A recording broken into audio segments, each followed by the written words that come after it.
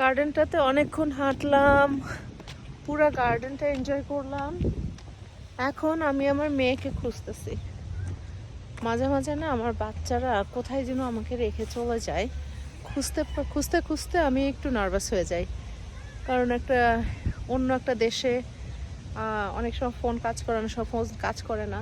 So এতক্ষণ আমার সাথে ছিল, হঠাৎ কোথায় থেমে গেছে আমি জানি না।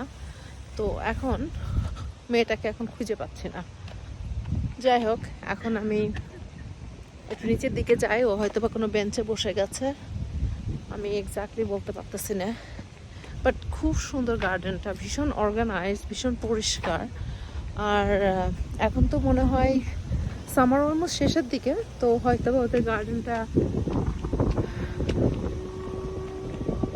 আরও বেশি কালারফুল থাকে হয়তো বা সামারে।